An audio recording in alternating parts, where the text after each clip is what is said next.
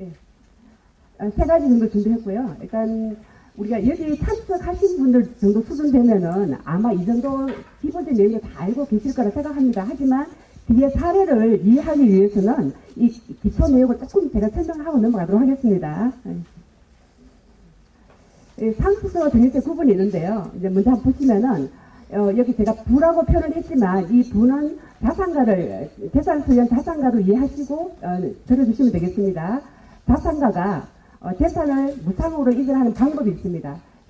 생존하고 있는 상태에서 배우자나 자녀들한테 이전하는 것은 무엇입니까? 증여이고 그 다음에 그 증여세 과세가 되는 겁니다. 그리고 이 재산가가 사망해서 무상으로 이전하는 경우는 뭐라고 했습니까?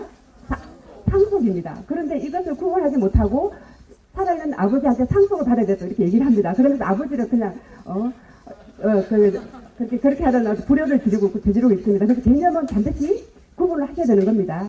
그리고 증여세 계산 방법인데요. 증여세 중에서 제가 이걸 알려드린 이유는 이 증여세 중에서 제가 계산 방법을 한번 보시면은 증여세 과세가액에서 증여세 공제를 해서 과세 표준을 계산하는데 이 두 가지 개념을 완전하게 이해하시면은 증여세는 거의 절반 이상을 이해하고 계시다고 보시면 되겠습니다. 그래서 좀 개념을 좀 설명을 드리면은 우리 증여세 계산할 때 증여세는 과세가액에서 증여세 공제를 빼서 과세 표준을 계산한 다음에 세율을 적용하는 겁니다.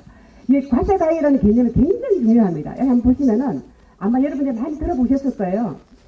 증여재산에 담보된 채무가 뭡니까? 대출금이나 임대보증금 등을 수송자가 일수시 차감을 하도록 되어 있습니다. 차감.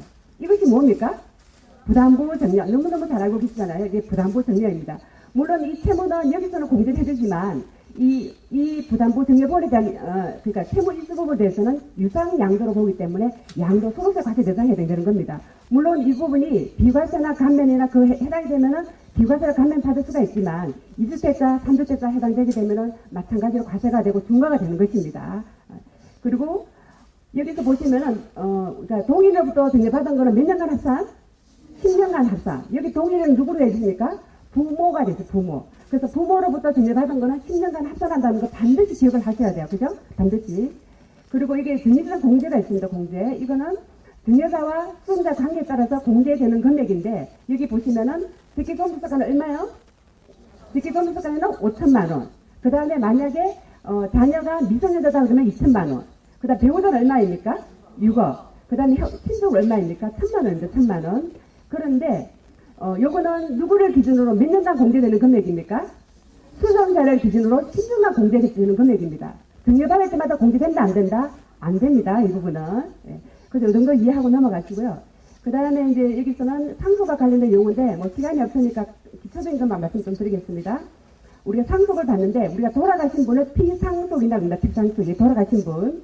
그리고 상속 순위에서 재산을 상속받은 사람을 우리가 상속인이라고 합니다. 상속인. 그리고 유증이라는 개념도 굉장히 중요한데요. 유증이라는 것은 유언장에 의해서 즉 유언장이라는 것은 민법상 적법한 유언에 의해서 유언장을 작성해서 재산을 무상으로 이전하는 것을 우리가 유증이라고 합니다. 유증. 드라마에서 많이 들어보셨죠? 유언장 작성해서 상속하는 거 많이 들어보셨잖아요. 그죠? 그것을 우리가 유증이라고 합니다.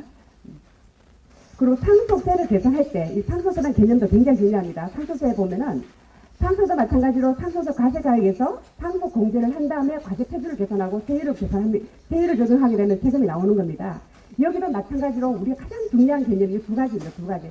상속세 과세가액하고 상속 공제라는 개념이 굉장히 중요합니다. 중요한데 여기 보시면은 일단 상속세 과세가액이라는 개념은 저 밑에 제가 설명을 해놨습니다. 설명. 상속 재산가액에서 비과세 재산을 빼고 그 다음에 과세가액 불산입 재산을 빼고 세무, 공과금, 장래 비용을 뺀 다음에 무엇을 더하도록 됐습니까? 사전 증여재산을 더한다. 그런데 사전 증여재산은 더하기는 다른데 상속인은 몇 년간 합산? 10년. 상속인이 아닌 사람은 5년간 합산하도록 됐습니다. 이 말은 뭐냐면은 피상속인이 생전에 증여를 하지만 증여한 걸로 끝이 나는 것이 아니고 상속인한테 증여한 거는 몇 년간 합산? 10년간. 상속인이 아닌 사람은 5년간 합산한다는 뜻입니다. 그래서 이 부분은 기간을 꼭 이해해야 되는 것은 이것을 절차하는 방법과 연관이 있기 때문에 이 기간을 잘 기억을 하셔야 된다는 뜻입니다. 또 보도록 하겠습니다. 그리고 세율을 한번 보시면은 세율은 10%에서 50%까지입니다. 그러니까 과세 표준이 30억을 초과되면은 무려 50%를 내게 됩니다. 아까 우리 이재용, 삼성 이재용 말씀하셨는데, 이근혜 회장님이 돌아가시는 세금은 몇 프로 내겠습니까? 세율이 몇 프로 적게 내겠습니까? 50%죠. 어마어마한 거예요. 어마어마한 숫자인데, 그래서 상속세라는 것이 이 세율이 너무너무 높기 때문에, 그래서 무서워하는 겁니다. 굉장히. 그래서 생전에 등려를 할까, 막 절세를 찾게 되는, 절세 방법을 찾게 되는 것입니다. 네. 넘어가겠습니다. 그러면 조금 전에 제가 말씀드린 것처럼, 상속인으로 배우자와 자녀가 있는 경우는 상속세 면세점이 얼마입니까? 10억이죠, 10억, 그죠? 네. 왜냐하면 일괄 공제 5억. 그 다음 배우자가 있는 경우 가장 기본적으로 얼마 공제된다 했습니까? 5억. 해서 10억까지는 세금이 없는 거죠. 그런데 재산이 10억이 안 되시는 분들이 오셔가지고 상속이 나을까, 등려가 나을까 막 고민을 하고 계십니다. 여러분들 입장에서는 어떻게 생각하고 계십니까? 당연 세금 세부담적인 측면에서는 뭐가 낫습니까? 상속세가 나은 거죠. 하지만 이제 이게 세부담 측면에서는 상속세가 낮지만 이제 가끔씩 보면은 재산이 뭐 10억 안 되고 매덕이다 하더라도 상속인 간에 분쟁이죠, 그죠? 분쟁이 있는 경우는 뭐가 중요한 거잖아. 세금이 문제가 아니라 재산을 먼저 선점하는 게 중요하죠, 그죠? 그때는 등려를 받는 것이 낫죠, 그죠? 아무리 나중에 세금은 나중에 일이잖아, 그죠? 그런 경우만 이제 등려가 낫지만 일반적으로 10억이 되지 않는 경우는, 특히 배우자나 자녀가 있는 경우는 상속이 훨씬 유리합니다. 그렇죠? 그리고 만약에 자녀만 있는 경우는, 배우자가 없는 거예요. 자녀가 있는 경우는 얼마가 공제 가능합니까? 5억만 공제 가능하다. 그래서 기본적으로, 근데 제가 여기 밑에 강조를 해놨습니다. 강조. 다만 이거는 민법상 단순히 상속인이 상속받는 경우에 한해서 공제가 되는 금액이에요. 공제가 되는 금액. 그래서 이런 경우는 가장 기본적으로 우리가 상속인들이 받는 경우는 5억까지는 세금이 없다. 예. 그리고 배우자가 있는 경우는 10억까지 세금이 없다. 예. 그 정도로 기억하고 계셔야 되겠습니다.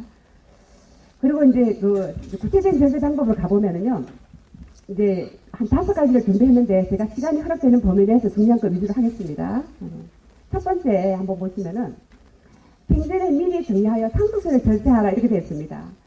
이 회장님 같은 경우는 2017년도 5월달에 사망했는데 상속 재산을 500억을 남겼어요. 500억을 남겼는데 이미 이분이 미리 생전에 정리한 것은 170억을 남긴 거예요. 170억. 생전에 미리 정리한 것은 170억입니다. 그래서 생전에 정리하지 물론 정신 냈겠죠, 그죠? 그 정리세 낸 것이 얼마냐면은 57억이에요. 57억. 아까 말씀드렸다시피 상속인은 10년간 합산하고 상속인이 아닌 사람은 5년간 합산하는 거예요. 그래서 이분이 생전에 정리를 이렇게 170억을 정리를 했습니다. 했는데 이분이 만약에 10년 이내 이분이 대부분의 상속이 아닌 사람을 정리를 했는데 10년이 지나버렸으면 아예 합산이 안 되는 거죠, 그죠? 안 되고 57억 내는 것으로 끝나버리는 겁니다. 그런데 이분이 10년 이내 돌아가시게 되면은 이게 상속세 합산이 돼서 추가 세금을 더 내게 되는 거예요. 왜 그러냐면 아까 상속세와 증여세는 뭡니까? 누진세율 구조로 되어 있기 때문에 합산이 됨으로 해서 높은 세율이 적용돼서 추가 세금을 더 내게 되는 것이죠, 그죠? 그래서 이분 같은 경우는 10년 이내 사망하면은 상속세를 한 30억 더 냈어요. 근데 10년이 경과했었으면 세금을 하나도 안 내게 되는 거죠. 증여세 보호에 대해서. 그래서 사전 증여가 필요하다는 겁니다. 사전 증여. 근데 아까 재산이 10억도 안 되는 사람은 이거 사전 증여 고민할 필요가 없습니다. 하지만 이처럼 대자산가들은 반드시 우리가 절세 설계에서는 사전 증여가 들어가야 된다 뜻입니다. 그러면 사전 증여를 한다면은 어떤 재산을 먼저 증여할 것인가, 그걸 굉장히 많이 물어보고 고민을 하고 계십니다. 그래서 저 같은 경우는 많이 실행을 지금 하고 있거든요. 예전에는 증여세 납부자들이 사실은 많지가 않았어요. 전체 국세에서 증여세가 차지하는 비율이 굉장히 많지가 않았습니다. 그런데 요즘은 증여세가 굉장히 많이 높아졌어요. 왜냐하면 사전 증여가 많이 실행이 되고 있기 때문에 그렇습니다. 그래서 여기 한번 보시면은, 그러면 사전 증여를 한다면은 어떤 재산에 증여를 할 것인가 그겁니다. 그래서 첫 번째가 보시면은 뭡니까? 수익률이 아주 높은 부동산부터 먼저 정리하라. 이유가 뭐겠습니까? 이유는 수익이 높은 부동산 정리하는 이유가 수익률이 높으라는 것은 임대소득이 발생된다는 거잖아요. 만약 증여를 안 하고 임대소득이 계속 많이 발생되면은 임대소득이 차곡차곡 쌓이게 되죠. 그러면 그거 쌓인 예금도 뭡니까? 상속세 과세 대상이 되잖아요. 그래서 미리 줘버리면은 그 다음에 이 임대소득은 4년대 기속이 되기 때문에, 물론 소득세 똑같이 내는 겁니다. 그죠? 4년대 기속이 때문에 그거에 대해서는 상속세를 절차할 수 있는 것이죠. 그죠? 그래서 임대소득이 높은 보다 적용하라. 그리고 또 임대소득이 높은 보다 적용하게 되면은 임대소득을 인해 가지고 자금 투자를 만들잖아요. 그죠? 자금 투자를 만들게 되면은 또 여러 가지 또 다른 방법이 또 있습니다. 그렇기 때문에 자금 투자를 만드는 것이 굉장히 중요하다는 것이죠. 그죠? 두 번째는 이제 이번에는 보면 토지부터 먼저 정리하라. 토지부터. 이유는 뭐겠습니까? 토지는? 토지가 매년 공시가 상승해요. 토지는 거의 한번 보시면은 아주 특별한 지역 아니고는 매년 공시가 일정 비율로 오릅니다. 이거는 그러면은 미리 토지를 먼저 정리를 하게 되면은 공시지가 상승분에 대해서는 상속세가 절세 효과가 있는 거죠. 저 같은 경우는 올해 5월 31일자로 개별 공시가 됐잖아요. 5월 초에 엄청나게 정리를 많이 했습니다. 왜냐하면 5월 초쯤 되면은 4월 말이나 5월 초쯤 되면은 그 해의 공시지가가 얼마 공시가 될지 다 알고 있잖아요. 다들 열람을 통해 가지고. 그래서 뭐 그것이 오르니까 엄청나게 정리를 많이 했었어요. 예, 그래서 공시지가가 오르기 전에 정리를 하라는 거고요. 그 다음에 여기 보면은 부담보 증여를 최대한 활용하라 되어 있습니다. 부담보 증여. 아까 제가 부담보 증여가 뭐라 했습니까? 질문하신 책 들어있습니다. 부담보 증여가 뭐라 했습니까? 예. 전세금에 임대보증금에 대출이 있으면 그걸 승계하는 조건으로 증여를 받는 걸 부담보 증여라 그러잖아요. 그래서 그 승계한 채무는 전유지상에 차감이 되는 거죠. 그죠? 예, 그래서 근데 여기서는 이제 차감을 한다는 걸 증여세가 이제 증여세가 좀 싸서 증여세가 절세가 되는 겁니다. 하지만 이제 여기서 조심을 하셔야 돼요. 제가 여기서는 이제 이걸 활용하라는 의미는 뭐냐면은 부담보 증여 부분에 대해서 양도소득 과세가 된다고 그랬잖아요. 이 양도소득세를 누가 부담하기 때문에 양도자가 우리가 증여를 하게 되면은 증여를 하는데 증여세가 나와요. 근데 그 증여세를 낼 세금이 없어요. 그럼 또 현금 또 증여하잖아, 그죠? 그래서 부담보 증여를 하게 되면은 이 양도소득세는 양도자가 내기 때문에 그런 면에서 절세 효과가 있는 거예요. 하지만 지금 3주택자라든지 그다음 비싸면 토지 같은 경우는 뭐 이게 중과되잖아, 그죠? 그러면 오히려 이런 거는 부담보 증여를 하게 되면은 일단은 양도소득세를 양도자가 낸다 하더라도 어떻게 합니까? 어떻습니까? 세부담이 또 너무 커지는 경우 있을 수 있습니다. 그런 경우는 반드시 비교를 하셔가지고 여러분 선택을 하셔야 돼요, 그죠? 비교를 하셔가지고. 그리고 여기 보시면 이제 나머지도 한번 보시면 되겠습니다. 나머지는 보시면 되겠고요. 그리고 이제 주식 같은 경우, 이제 예를 들어서 이제 부모가 이제 법인을 이제 경영한다 그러면은 주식의 일부를 증여를 해서 차등 배당을 통해서 또 절차하는 방법이 있습니다. 차등 배당을 통해서 자금 출소도 만들고 이제 절차를 할 수 있습니다. 이제 이런 방법도 있는데 나머지 한번 보시면 되겠습니다. 그 다음에 이제 재산을 저가 양수하여 증여세 절차다. 이거는 진짜 많이 활용하고 있고요. 지금 이것 때문에 국회의원이 지금 일반 부동산 상업용 건물을 기시가를 현실화 한다고 지금 막 하고 있더라고요. 그래서 이거는 현실화 되기 전에 폐기 지정을 해야 되는 그런 내용들입니다. 가장 보면요. 재산을 저가 양수하는 거죠. 재산을 저가. 이게 지금 부동산이 10억짜리인데 그거를 저가로 취득을 하는 경우죠. 그럼 저가로 취득하게 되면 취득자 입장에서 무슨 문제가 생깁니까? 저가 취득했기 때문에 증여세 문제가 생기죠. 그죠? 증여세 문제. 그러면은 증여세 문제가 생기는데 그러면 증여세를 어떻게 계산하느냐? 시가보다 저가로 취득했는데. 예를 들어서 10억짜리 이게. 10억짜리인데 5억에 취득해버린 거, 5억에. 그러면은 10억짜리를 5억에 그냥 매매해서 취득을 해버렸을 때 그러면은 양수자 입장에서 어떻게 증여세를 과세하느냐 그겁니다. 과세하느냐 보면은 여기 보시면은 증여재산이 어떻게 하도록 되어 있습니까?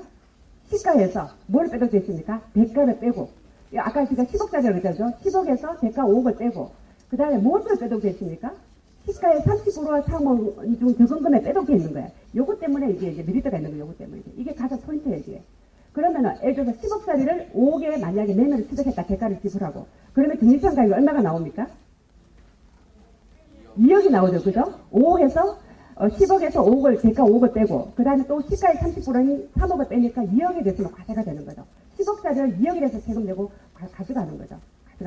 그런데 이제 증여세 측면에서 본다면 엄청나게 유리한 것 같죠. 그죠? 하지만 또 채권도 그렇게 오락가락하지 않습니다. 그래서 여기 보시면은 양도자 입장에서 그러면 이번에 양도자 입장에서 10억짜리를 자녀한테 5억에 팔았기 때문에 그러면은 양도자 입장에서 어떤 문제가 생기겠습니까? 양도자 입장에서는 또 편제세 주는 거예요. 국가에서.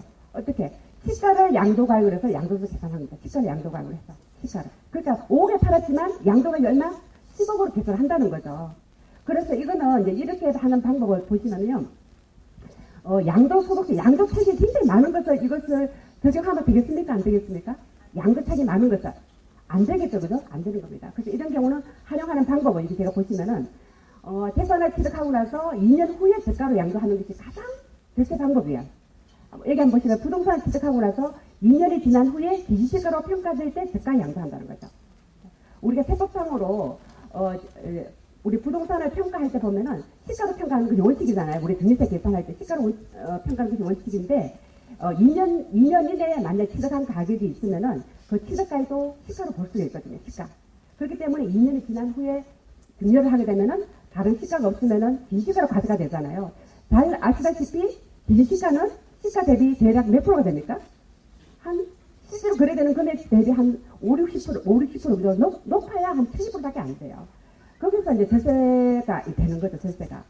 그런데 절세가 되는데 양도자한테 아까 이게 저가 양도를 하게 되면 양도자 입장에서 부당행위를 적용하지만 양도자 입장에서는 부당행위 적용제도 해도 아무런 페널티가 없는 거죠. 왜냐하면 내가 실제로 높은 가격에 샀지만 긴축값 양도하다 보니까 양도 차선이 발생되잖아요, 그죠? 그래서 절세가 되는 것입니다. 그러니까 사례를 보면 훨씬 이해가 빠를 겁니다. 사례를 보시면요, 한번 보겠습니다.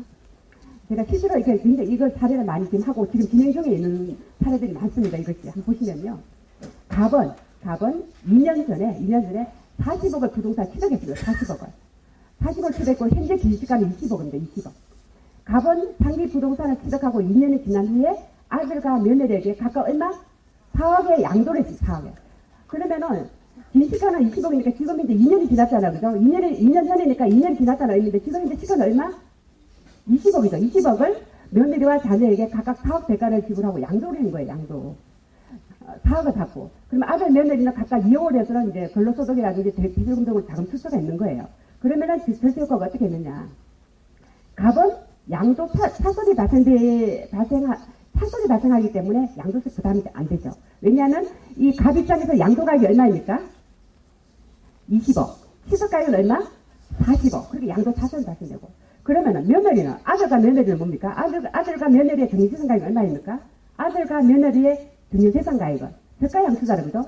그러니까 시가 10억짜리를 각각 10억짜리를 4억에 샀기 때문에 등유재산가액이 얼마가 되는 겁니까? 10억에서 아까 4억 빼고 또 뭐 얼마를 또 뺍니까? 3억을 빼는 거죠. 결국 남아있는 금액이 얼마입니까? 3억만 남아있는 3억. 그러니까 3억에 대해서 세금을 계산했더니 아들은 3,700만 원, 며느리는 4,400만 원. 근데 실제 이 부동산 시가는 얼마입니까? 실제로 시가는 한 40억 정도 되죠, 그죠? 기시가만 20억이지 실제 시가는 40억짜리. 근데 이 40억짜리를 아들과 며느리는 단 얼마? 1억으로 취득을 한 거죠, 취득을. 이걸 제가 이게 하나 했는데 그 사람이 1억에 취득하고 나서 이게 빌딩 하나 생겼잖아요. 아마 이건 지금은 이제 엄청난 빌딩가에 많이 올랐을 거예요. 그 당시 이게 벌써 한 3, 4년 훨씬 전인데 재미가 나니까 또 하나 더 했어요, 이분이. 그래서 이런 같은 경우는 그런데 만약에 이걸 활용하시면은 지금 현재 예를 들어서 이제 뭐 부모님이 부동산 현금 한 10억 정도, 100억 정도, 현금 10억, 100억 정도. 100억 있다 하면은 100억 그대로 증여나 상속이 일어나면 그대로 다 과세가 되잖아요. 그런데 이런 100억짜리 100을 가지고 부동산을 취득해서 2년이 지나서 그 부동산을 증여하게 되면은 얼마나 절세 효과가 있겠습니까? 그죠? 근데 그런 것을 활용하는 거죠. 지금 제 고객들은 지금 그렇게 2년을 기다리고 있는 분들이 좀 많습니다. 배우자에게 아까 제가 배우자 간에는 뭐 우리가 그 배우자와 한테 증여하는 경우는 증여세가액이 얼마입니까? 증여세가 공제가 얼마나 있습니까? 6억이죠, 6억. 이렇게 한번 보시면은 홍길동은 다음과 같은 토지를 보유하고 있습니다. 취득가액은 지금 이제 2억이에요. 그리고 이거 지금 팔게 되면 6억 정도 받을 수가 있는 거예요. 그리고 비싼 토지. 아까 비싼 토지는 세금을 10% 더 내잖아, 그죠? 세금 10% 더 내게 되는 겁니다. 그러면은, 지금 만약에 양도를 하게 되면 세금을 얼마를 내게 되는입니까? 1억 2,500을 내게 되는 거예요. 1억 2,500. 그런데 이것을 어떻게 하냐면은 부인한테 2개 이상 감정 평가범위도 감정을 받아가지고 감정을 받아서 증여를 받는 거예요. 증여를 받아서 2개 이상 감정 평가범위도 감정을 받아서 신고를 하는 거예요. 그래서 이것을 나중에 팔게 되면 취득가액이 얼마? 6억이 되면 6억. 그런데 다만 이제 제한이 있습니다. 제한은 우리가 배우자나 직계손실로부터 증여받은 것은 5년 이내에 팔게 되면 2월 가치가 있어요. 2월 가치.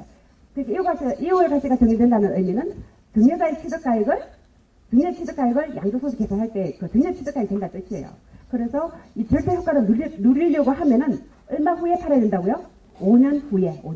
배우자나 직계손실로부터 증여받은 것은 반드시 5년 후에 팔아야만 증여받을 당시의 가액을 취득가 인정이 되는 거예요. 이것도 굉장히 많이 하고 있어요. 이것도 지금도 등기 중에 있는데 이런 거는 당장 여기 계시는 분들이 지금 비싼 토지라든지 혹시 다주택자 여기 보시면 밑에 있죠, 그죠? 양도소득세가 중과되는 다주택자라든지 그 다음에 비싼 토지라든지 이런 부동산의 경우는 배우자에게 아까처럼 감정을 해서 6억을 증여를 하게 되면은 나중에 그거 팔 때 5년 후에 팔 때 취득가액이 뭐라고요? 증여받은 가액이 되기 때문에 절세 효과가 되는 겁니다. 이거는 너무나 손쉽게 할 수 있는 일이고 그리고 이게 절세되는 금액이 엄청나게 큰 겁니다. 그죠? 그래서 이런 것들 손쉽게 할 수 있으니까 이거는 당장 실행해서 5년이 지나기를 기다리는 게 좋습니다. 이런 부분이요. 그리고 덤으로 이제 상속세도 절세할 수 있고, 뭐 종부세라든지, 그 다음에 뭐 이런 것들 추가적으로 절세할 수 있고요. 그 다음에 상속 개시 후 보겠습니다. 상속 개시 후. 상속 개시 후에 이제 사망을 해버렸어요. 그러니까 항상 중요한 건 여러분들이, 우리가 상속세와 전입세 절수는 항상 절세 설계를 언제 해야 된다고요? 상속 개시 전에 하셔야 됩니다. 상속 개시 전에 하셔야 되고, 상속 개시 후에는 이미 늦어버린 거예요. 이미 늦어버렸어요. 이미 늦어버렸기 때문에 이미 확정된 상속재산가를 가지고 절세가 되는 법 테두리 내에서 절세가 되는 범위 내에서 그냥 이제 할 수밖에 없는 거예요. 그래서 별로 절세 방법이 많지가 않습니다. 우리가 상속시 신고 기한 이내에 우리가 그 상속인간의 공동상속을 협의분할을 통해 가지고 상속받는 재산에 대해서는 특정 상속인이 많이 상속을 받아도 전혀 문제가 안 생겨요. 스스로 협의분할을 하거나 아니면 신고 기한 내에 협의분할을 하면서 상속 신고 기한 내에 협의분할을 하면서 특정 상속인이 재산을 더 많이 상속을 받아도 전혀 문제가 생기지 않아요. 이걸 이용한다 그러면은 한번 보시면은 상속받은 현금을 개원을 해서 생존한 부모의 다른 재산을 기시가로 매매하면은 상속세를 절세할 수 있다 이렇게 됐습니다. 이 사례를 한번 보시면요, 이것도 실제 제가 실행한 사례예요. 이 갑이라는 사람은 상속재산을 200억을 남겼습니다. 200억을 남았는데 200억 중에서 이제 자녀가 2명이 있고 배우자가 있는데요. 자녀 병이 가업을 상속받기 위해서 이게 상장 주식을 다 상속을 받아버렸어요. 그러니까 병이 이제 상대적으로 좀 적게 받았잖아요. 그래서 적게 받다 보니까 자녀 병의 지분은 병에 비해서 상대적으로 많이 부족한 거예요. 그래서 이제 어머니가 생각을 어떻게 했냐면은 협의 분할을 하면서 현금을 자녀 병한테 자녀 병한테 많이 상속이 되도록 했어요. 10억 정도로 해서 그 현금 10억 받은 거 가지고 이 어머니가 가지고 있는 부동산을 긴시가로 매매를 해버린 거예요. 긴시가로 매매를 해서 가져가 버린 거예요. 이 긴시가로 매매했는데 이때 실제로는 이 긴시가로 매매한 부동산도 실제 시가는 한 20억짜리로 되는 거예요. 그 긴시가로 매매해버리니까 그냥 어떻게 되는 겁니까? 10억 만고 결국은 가져가 버린 거죠. 자녀 병이 가져가 버린 거죠. 이런 식으로 활용하셔도 되고요. 그리고 이제 요거 3번, 4번 하고 있는 게 끝낼 텐데요. 3번도 한번, 이것도 아까 이제 시골에 논 하나 상속받은 거, 그런 것도 이제 여기에 이제 사례가 해당이 되는 거예요. 보시면은, 이게 또 지금 상속받은 부동산은 매각하고자 할 때는 6개월 이내 매각하라. 6개월 이내. 여기 보시면 사례를 한번 보시면요. 갑의 사망으로 자녀을과 병은 평택에 소지하는 토지를 상속받았어요. 진짜 얼마 안 돼. 한 150평밖에 안 되는 땅이에요, 이게. 150평밖에 안 되는데 이게 그리고 예금은 1억밖에 안 되는 거예요. 근데 공시가격은 토지 공시가격은 1억이지만 이게 지금 한 시세가 평택 지역이 워낙 핫한 지역이라서 지금 4억 간다고 합니다. 4억이 가는데 그래서 이 사람들은 6개월 이내 만약에 이것을 만약 6개월 이내 상속받은 재산에 대해서 6개월 이내에 매매 계약만 체결하면 되는 겁니다. 매매 계약을 체결하고 양도했었을 때는 이때는 양도 손해가 있다 없다.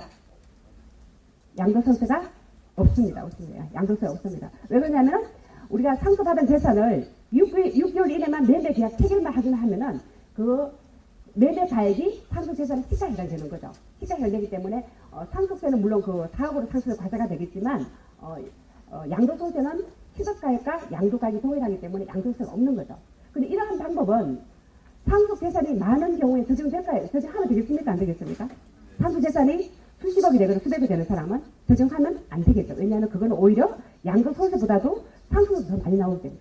이 방법은 아까 제가 상속 면세 때문에 언제라고 말씀을 드렸나요? 예, 그렇죠. 배우자가 있는 게 10억까지. 배우자가 없는 게 5억까지는 세상에 없다고 했잖아요. 그래서 그럴 때 이 방법 반드시 이용하셔야 되죠. 반드시. 그런데 이 사람 다행히 매각이 됐어요. 그래, 매각이 됐는데 만약에 매각이 안 되는 경우도 있잖아요. 그죠? 토지가 뭐 내놓은 데서 금방 매매가 되진 않지 않습니까? 그죠? 그런 경우는 또 어떤 방법을 해야 되느냐? 어떤 방법을 쓰는 여기는? 똑같은 경우에 똑같아요. 이 사람은 매매가 안 되니까 6개월 이내에 2개 이상 감정 평가 보물도 감정을 받은 거예요. 감정을 받아서 상속세 신고를 한 거예요. 어차피 이 사람은 상속세가 과세가 안 되죠. 그죠? 5억이 안 되기 때문에 상속세 과세가 안 되기 때문에 아까 우리 안순 선생님께 뭐라 했습니까? 신고를 해야 된다고 했습니까? 안 해야 된다고 했습니까? 해야 된다고 했죠. 그죠? 그래서 이런 경우는 감정을 받아서 4억으로 신고를 하게 되면은 나중에 8대 7억이 얼마? 4억이 되는 거예요. 4억. 그래서 이 사람은 감정을 받아서 신고를 했었습니다. 다. 그래서 이렇게 해서 시골에는 그 밭대기 하나도 이렇게 결세할 수 있는 그런 방법이 있기 때문에 꼭 기억을 하셔야 되겠습니다.